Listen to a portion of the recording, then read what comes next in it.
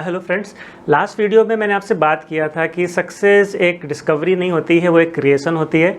हर इंसान को अपनी सक्सेस जो है वो खुद क्रिएट करनी पड़ती है अपने एफर्ट्स डाल के। और मैंने ये भी बात किया था कि कोई भी चीज़ जब क्रिएट होती है तो उसका एक प्रोसेस होता है, उसकी एक प्रक्रिया होती है। वैसी सक्सेस को क्रिएट करने का एक 5 स्टेप प्रोसेस होता है जिसके बारे में हम लोग बात करेंगे। तो आज उसमें से जो पहला स्टेप है सक्सेस को क्रिएट करने का, उसके बारे में बात करेंगे। और इसको समझना बहुत आसान है और ये हम लोग अपनी डेली लाइफ में बहुत ईजिली हम लोग सुनते हैं। तो उसको समझने के लिए मैं आपको अगर एक कॉन्सेप्ट समझाऊं कि कोई भी चीज़ जो इंसान ने क्रिएट करी है, अगर हम उसको देखें तो वो क्रिएशन 2 बार होता है। सबसे पहले किसी इंसान के दिमाग के अंदर होता है, फिर वो रियलिटी में होता है। इसका मतलब ये है कि जो भी चीज़ें हम अपने आसपास देख रहे होते हैं, फिजिकली जो देख रहे होते हैं, वो उसका एक सेकंड क्रिएशन होता है। उसका वो पहला क्रिएशन किसी के माइंड के अंदर होता है। मान लीजिए आप कोई फर्नीचर देख रहे हैं, तो फर्नीचर किसी ने पहले अपने माइंड में सोचा होगा, तभी वो आपके सामने दिखाई दे रहा है। आप किसी पेंटिंग को देख रहे हैं, आप किसी कपड़े के डिज़ाइन को देख रहे हैं, या आप किसी मोबाइल के डिज़ाइन को देख रहे हैं, ये सारी चीज़ें, आप किसी कार के डिज़ाइन को देख रहे हैं, किसी ने सबसे पहले अपने माइंड के अंदर सोची है, फिर वो हकीकत हमारे सामने आई है। लास्ट वीडियो में मैंने बात किया था, चाय बनाने का एक एग्जांपल लिया था कि कैसे एक सिंपल प्रोसेस फॉलो करके हम चाय बनाते हैं। तो उस केस में भी अगर आप देखेंगे तो एंड रिजल्ट चाय है, लेकिन उसकी शुरुआत कहाँ से होती है? वो किसी के माइंड में पहले एक थॉट आता है कि मुझे चाय बनानी है।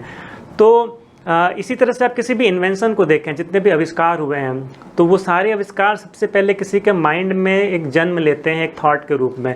किसी ने हवाई जहाज़ बनाने के बारे में सोचा, किसी ने कार बनाने के बारे में सोचा, किसी ने कंप्यूटर बनाने के बारे में सोचा, किसी ने मोबाइल बनाने के बारे में सोचा। जिसने ज़्यादा चीज़ों के बारे में सोचा उसने ज़्यादा चीज़ें क्रिएट करी, जिसने कम चीज़ों के बारे में सोचा उसने कम चीज़ें क्रिएट करी, जिसने कुछ भी क्रिएट करने के बारे में नहीं सोचा उसने कुछ भी क्रिएट नहीं किया। तो इस प्रक्रिया को, जो हमारे माइंड में ये थॉट्स क्रिएट होते हैं, इसको ड्रीम देखना बोलते हैं। तो ड्रीम क्या है?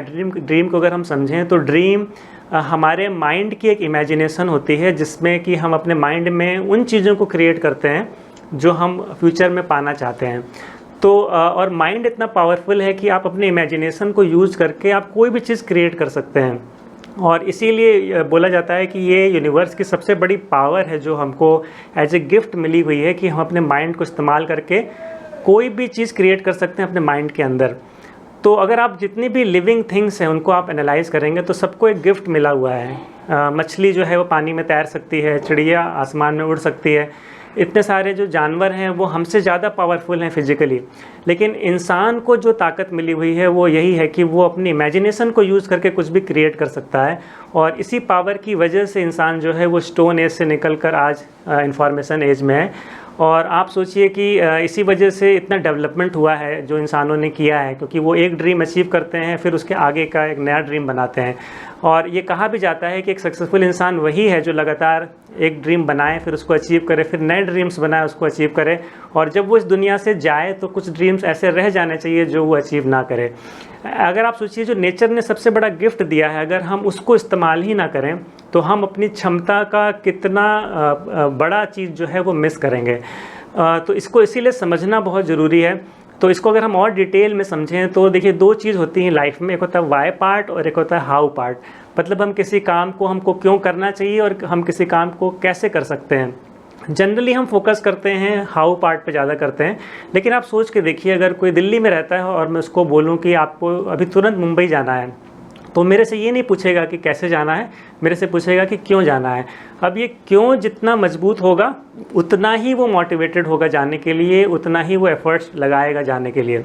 मैं अगर बोलूँ कि आपको मुंबई चलना है सिर्फ एक आइसक्रीम खाने के लिए, तो मे बी वो ना जाना चाहे। लेकिन मैं उसको बोलूँ कि वहाँ पे करोड़ों की डील होने वाली है, आपका करोड़ों का फ़ायदा होने वाला है, या आपका कोई बहुत क्लोज है जिसकी तबीयत ख़राब है, उससे मिलने जाना है, तो वहाँ पे उनको अगर हाउ पार्ट ना भी बताएं कि आपको कैसे जाना है, लेकिन फिर भी वो जाना चाहेंगे और तरीके निकाल लेंगे कैसे जाना है। ऐसी हम सब ने कहावत सुनी है कि when dreams are big enough facts don't count. जब ड्रीम्स बड़े होते हैं तो फैक्ट्स मायने नहीं रखते हैं। बहुत सारे लोग आज की परिस्थिति के हिसाब से सोचते हैं कि हमारे पास क्या संसाधन है, हमारे अंदर क्या क्वालिटीज़ हैं, लेकिन ये मायने ही नहीं रखता है। मायने रखता है कि आपके सपने कितने बड़े हैं। आपने बहुत बार देखा होगा कि कुछ बच्चे जो गरीबी में पैदा हुए, जिनके पास उतने संसाधन नहीं थे पढ़ने लिखने के, लेकिन ड्रीम्स बहुत मजबूत थे, तो वो बिना ज़्यादा संसाधन के भी सिर्फ सपनों की वजह से ज़िंदगी में बहुत आगे चले गए। और बहुत सारे बच्चे जो बहुत अच्छे घरों में पैदा हुए, जिनके लिए सारी फैसिलिटीज़ मौजूद थी, लेकिन फिर भी उनके सपने ज़्यादा बड़े नहीं थे और वो ज़िंदगी में उतना बड़ा नहीं कर पाए। तो इसीलिए कहा जाता है कि आपके सपने ज़्यादा मायने रखते हैं, आपकी आज की जो स्थिति है या आपके जो संसाधन है वो मायने नहीं रखते हैं। अब एक सबसे बड़ा सवाल आता है कि हम अपने सपनों को पहचानें कैसे। देखिए, जनरली क्या होता है कि जो हम अपने आसपास लोगों को करते हुए देखते हैं, हमें लगता है कि हमें भी वही करना चाहिए और हम अपनी लाइफ में वही एम बना के चलते हैं। तो उस प्रोसेस में कई बार हमको वो करने में मज़ा भी नहीं आ रहा होता है, हम हैप्पी महसूस नहीं कर रहे होते हैं और उस चीज़ को अचीव करने के बाद भी हमें सेटिस्फैक्शन नहीं मिलता है। तो ये बहुत ज़रूरी है कि जो और लोग कर रहे हैं वो कर रहे हैं, लेकिन हमको पता होना चाहिए कि हमारा क्या ड्रीम है। तो उसके लिए सबसे ज़रूरी ये समझना है कि हम किन चीज़ों को वैल्यू देते हैं लाइफ में।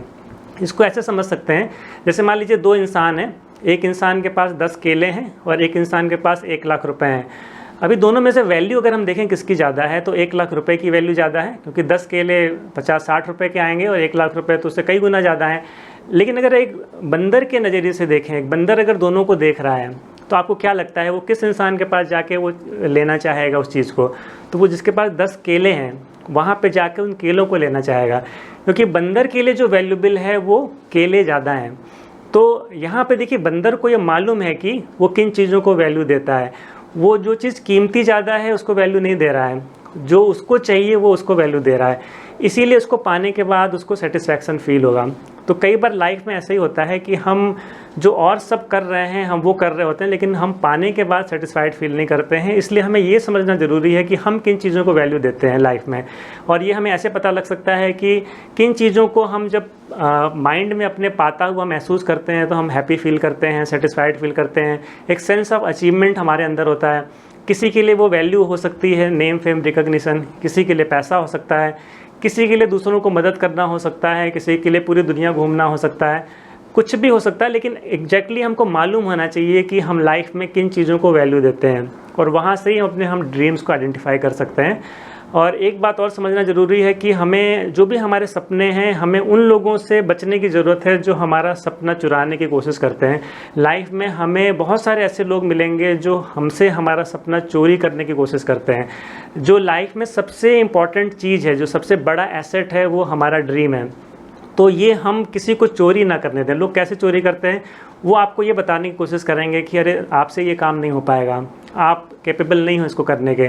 तो ये कुछ लोग हो सकते हैं जो हमको ड्रीम हमारा चोरी करने की कोशिश करें।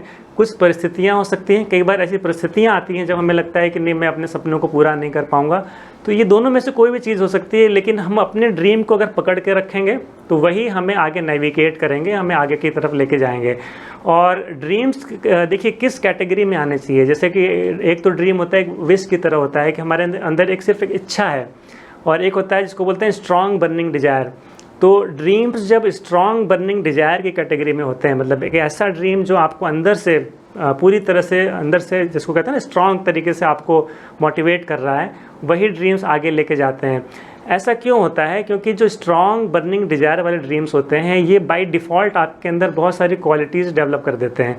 जैसे मान लीजिए कोई इंसान अगर 2 दिन का भूखा है, मान लीजिए किसी वजह से वो घर से बाहर नहीं निकल पाया और 2 दिन से उसको भूख लगी और घर से बाहर निकलता है, तो ये जो उसके अंदर डिजायर है ना, भूख जो है, खाना खाने की जो डिजायर है, ये किस कैटेगरी में आएगी? एक स्ट्रॉन्ग बर्निंग डिजायर की कैटेगरी में आएगी। तो ये इच्छा बहुत सारी क्वालिटीज़ उसके अंदर लेके आएगी। जैसे क्या लेके आएगी? ये उसको इंटरनली मोटिवेटेड रखेगी। यहाँ पे उसको बाहर से मोटिवेशन नहीं चाहिए। 2 तरह के मोटिवेशन होते हैं ना, बाहर से आपको कोई मोटिवेट करता है फिर आप कोई काम करते हैं, एक होता है अंदर से। अब उसको कोई आकर उसको कोई मोटिवेशनल स्पीच नहीं देगा, लेकिन वो खुद ही जाएगा अपना खाना खोजने के लिए। तो स्ट्रॉन्ग बर्निंग डिजायर आपको इंटरनली मोटिवेटेड रखती है, आपको डिसिप्लिन रखती है। मतलब सोचिए जिसको भूख लगी है वो बहुत कंसिस्टेंसी के साथ अपना खाना खोजेगा। अगर उसको एक जगह नहीं मिला तो दूसरी जगह जाएगा, तीसरी जगह जाएगा। तो उसको डिसिप्लिन बनाएगा, ये डिजायर कंसिस्टेंट बनाएगा, उसके अंदर करेज लेके आएगा। उसको बहुत चीज़ें ऐसी हो सकता है कि लगे जिसको फियर लगता हो सकता है, उसको अजनबी लोगों से बात करने में फियर लगता हो, लेकिन फिर भी जाके वो बात करेगा क्योंकि उसको भूख लगी है। ऐसे ही उसको कमिटेड बनाएगा। तो रिजेक्शंस मिलेंगे लेकिन उसको उसके ऊपर कुछ असर नहीं करेगा। ये सारा कुछ क्यों हो रहा है? क्योंकि उसको अंदर से बहुत डिजायर है कि हमको खाना चाहिए। तो इसीलिए कहा जाता है कि जिसके अंदर स्ट्रॉन्ग बर्निंग डिज़ायर है वो बाकी सबको बीट कर देता है। हो सकता है किसी इंसान में बहुत सारी क्वालिटीज़ हों लेकिन उसके अंदर उतनी डिज़ायर ना हो, लेकिन अगर आपके अंदर स्ट्रॉन्ग बर्निंग डिज़ायर है तो वो आप बाकी सबसे आगे निकल जाएंगे। तो ये वो पहला स्टेप है। सक्सेस की शुरुआत जो है वो यहीं से होती है। हर बड़ी से छोटी कामयाबी की शुरुआत एक ड्रीम से होती है। तो ये बहुत ज़रूरी है कि हम अपने ड्रीम्स को आइडेंटिफाई करें और उसको हम लेकर आगे बढ़ें।